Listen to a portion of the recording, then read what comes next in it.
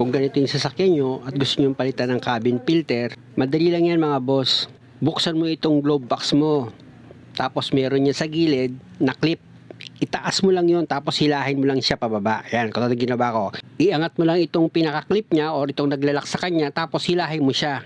Bibitaw na itong glove box mo sa pagkakalak niya. Tapos pwede mo na ngayon pihitin itong cover ng cabin filter mo. Ayan, nakita nyo 'di ba? Inikot ko lang yun. Ilapit ko mga boss para makita nyo kung paano ko siya pinihit. Nakita nyo naman 'di ba? Pinahiga ko lang. Bumitaw na siya sa pagkakalak itong cover. Tapos pwede mo nang hilahin itong maruming cabin filter mo para palitan. Pero kung mapapansin nyo itong filter niya mga boss, diba? Medyo malinis pa siya eh. O ito ngayon yung bagong ikakabit ko na cabin filter niya. 5 years na, ilang yan papalitan. Bali dalawa yung cabin filter niya mga boss ha. Ayan pa yung isa oh. Bali hihilahin mo naman yun pakaliwa, pa-slide. Tapos ito na ngayon yung bagong cabin filter. Ayan na yung una, yung isa. Nakita nyo 'di ba? Pagpasok sa loob, itutulak nyo pa kanan naman. Ito naman yung pangalawang cabin filter.